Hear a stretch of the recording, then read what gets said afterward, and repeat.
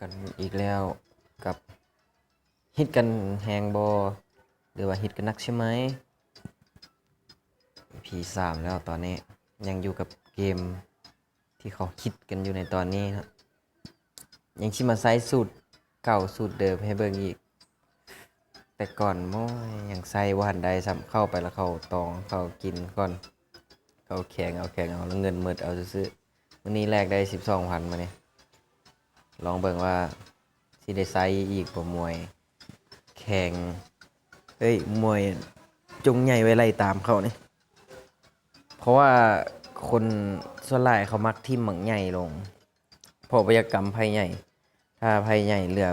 ในมือมันจะแพ้เขาเลยก็เลยวิไพ่กล้าเอาไว้มีแต่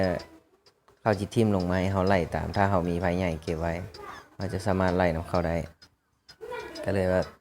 ไซมวยนี่แต่ว่าไซแต่ก่อนก็ได้อยู่ดอกแต่ว่าเมื่อวานนี่พอดีว่าใส่แล้วบ่ทันได้ใส่ซะมันนะเข้ามาแล้วเขากินเอาเขาก็เลยว่าหมดโตก่อนเข้ามาแล้วจากตองจากอิหยังไอ้ตองไผมันมีหมดแข่งกินไผน้อยเข้าไปแล้วเสียเอาเลยนะแบบยังบ่ทันมีโอกาสอิหยังซ้ำมาเริ่มบัดนี้จงใหญ่ไว้อะไรตามเด้อดินห้อง700ก่อนเงินน้อยเดี๋ยวค่อยเดือนขึ้นไปอ้าวเน็ตซาว่ะนี่ห่วย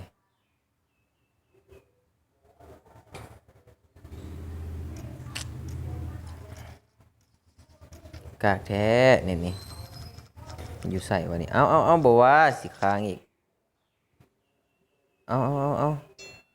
บ่ได้ตีแบบนี้แม่งแข็งซะงั้นนี่เห็นบ่เข้ามาแล้วแข่งกินนั่นน่ะยังบ่ได้ใส่หมวยซะมันก็หมดตัวแหละเป็นสิอ้าวเนาะเน็ตนี่ก็เดี๋ยวคือว่าบ่ได้อยู่บ้านนอกนะเอ้าบ่ฮู้ซำได้ว่าเรื่องหยังนี่เน็ตกากห้ามนี่ทิ่มไปไหลแม่แหมเวนที่เก่งโอ้เบิดตายแท้ๆดิเบิ่งแปดยังจะใบยังเอ้าแปดยังใบเดียวทีมแปดก้อนสิถ้าจะจงแม่นอยู่เฮาจงใหญ่ไว้ไหลแต่ว่าเฮาต้องเบิ่งพอว่าใบนั้นมันยังเหลือลายประมาณใดโอ้ยเนาะเสียวเนาะ50คนเลยเฮ้ยหมื่นเด้เนาะ50คนเลยเลี้ยงแม่สูคุณนะกินแล้วกินเรื่อยๆนะมึงเนาะสมน้ำหน้าเฮ้ยสะใจดิแข่งแพ้นี่สะใจขนาดมาแบบนี้เห็นให้เบิ่งนี่โอ้ยอยากไล่นำเด้เนาะเล็กเจ็ดนี่เนาะเป็นจังไดเนาะมึนเนี่ยเนาะทีม7ก่อน7หมดละอันนี้ยังจงไว้ไล่อยู่ภายในอ้าวผมจับเต็มตลอดนิ้วโทรศัพท์นี่ก็ได้เฮ้ยมึนเนี่ยเนาะเต็มตลอดไล่ไหมไล่ต่อไหมนี่เห็นบ่ใช่มวยไล่ก็ได้พี่น้องเพราะว่าถ้าเขาไล่2เทื่อเขาก็ซ้ำกับอันต้นทุนอยู่โตแล้วแสดงว่าเขาได้เสียแต่ครึ่งนึงใช่ไหม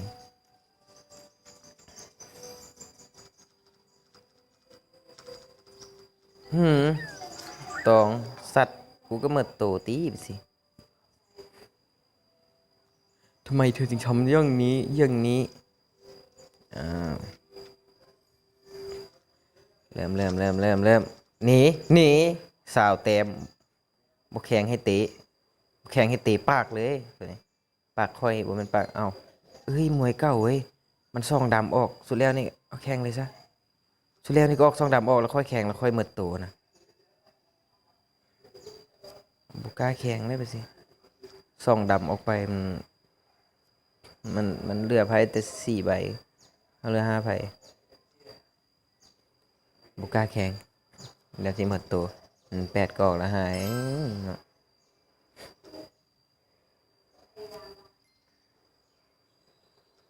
เอาแล้วเอาเพิ่งสวยแล้วลินไพ่มือนี้กับมือวานนี่3 แต้มโอ้เกือบแข่งสมน้ำหน้าแพ้อีกแล้วแข่งแพ้อีกแล้วเฮ้ยอยู่ดีๆก็ได้เงินนำเข้าเนาะ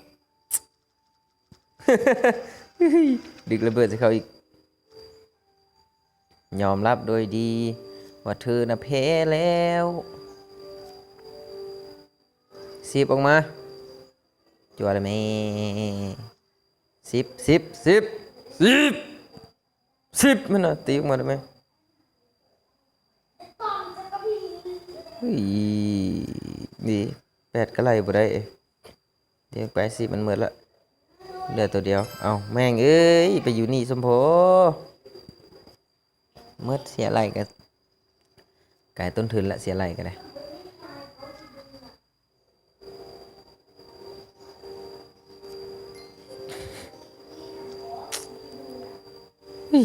เนาะไรอีกไหมนี่กูว่าอะไรอีหอมโอ้ขออภัยเด้อบ่ได้ว่าเลยเด้อเฮ้ยพอย3 แต้มเอา14เสียไปบ่เป็นยังเฮ้ยขออภัยเด้อด่าไผบ่ฮู้เฮาเอาไปตามสไตล์บ่ได้ตั้งใจด่างัดไหมชูงัดไหมบักดำนะมาให้ตามนู่นติดตาม2 ใบเลยตุ๊บออกมาปุ๊ดออกมาอุ้ยคิดว่านอนนะไหมนี่มวยไล่นะอีกเช่นหนึ่งก็ซ้ำกับได้ค่าซ้ำโต๊ะบริเสียเงินเสียไปกับบริเสียเงินแข็งแม่งเอ้ยเหลือน้อยเดียวนะจิตใจเดี๋ยวน้องสิฮอดแสนอยู่บ่มาเลยบ่ได้ฮอดแสนบ่เศร้าเลยแต่มึงดูอ่ะขึ้นชื่อมือหนึ่งของเราดีสำเร็จทีม5ตามแม่เมื่อละเด้อแจ็คหมดแล้ว คิงยังอยู่ไว้แม่สุขิดอีหยังโดนกระดอกกระเดียก็ตายบ้านธุรกิจ1,000 ล้านคิดว่า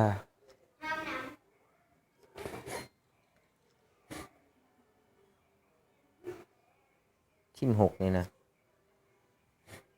ทีมไผน้อยๆนี่เอาแม่งตีกูตายซะแล้วสินี่แหละเขาจะเสียเปรียบแบบนี้แหละถ้าเขาจงไผใหญ่ไว้เวลาเขาแข่งมาแล้วมันยากมันเนี่ย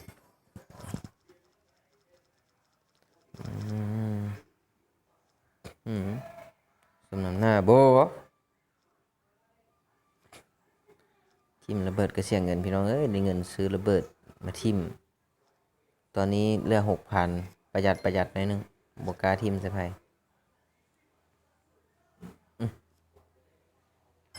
แหมมันมีตามตลอด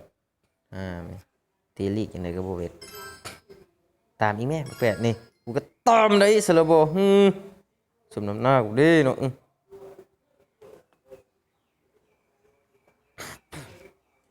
ไปฟ้าเอาเสร็จแล้วสิฟ้าเสานี่10โบยเอาซ้ำเอาจัวบ่ได้เซตเน็ตกากนี่ก็โบยแล้วบ่นี่นะสะใจเว้ยยังให้9 แต้มไป9 แต้มกาแข่งอยู่บ่พี่น้องเสียงโอ้ยไว้ที่แข่งเมื่อเวลาคิดก่อนตามตลอดอันนี้กันเนาะ พี่ก็ยังส่องใบตามแข่งกับบ้าแล้วบ้างห้ามเลยเดือดส่องใบนี้ไล่ทำไมสูบริยารแข่งไหมแข่งไหมได้มึงแข่งไหมแข่งมาลูดแข่งมาก็สรุปบ่สำคัญแม่งสี่แต้มทำกันอีกต่อยเลย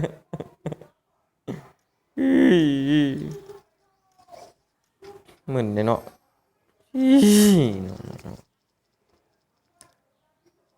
สองแต้มมึงต้องออกคู่ไหมบุ้ยออก2ตัวละบุกล้าแข่งแล้วสิโอ้ยแข่งบ่ตัดสินใจหมดตัวเลยตัวนี้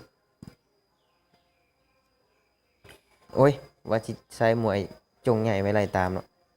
ลืมไปตีตัวนั้นออกก็อภัยหลายๆเฮ้ยสังหารเจ้าแข่งแม่งรถเชียร์กันยา16 แต้มนี่อีส้มเลยดินมาหมดมือ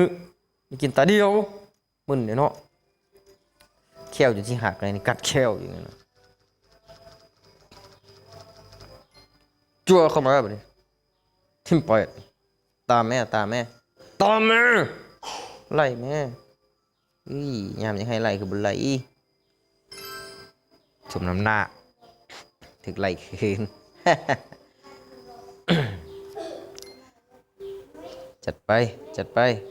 อุ้ยความจำเต็มไอ้เนาะจังสิได้ฮอดได้เฮาใส่เนาะต้องขออภัยนำเด้อบ่จบคลิปก็ได้บ่เห็นได้เงินแสนก็ขออภัยนำมีมือใดมือหนึงครับที่เห็นดอก จักมันสิอยู่ตอนใดก็ไม่รู้เด้นี่เหลือ3 ใบเก่าแล้วจะใบเหลือใบเดียวทิ้งไปตามไหมแข่งแพ้กูได้ไหมเนาะ ไปเมิดลิ้นบักละลายตาได้กินตาเดียว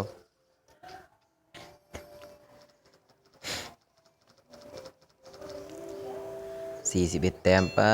ดโถใหญ่ตายโอ้ยเนาะเข้ามาก็แข่งเอาหาย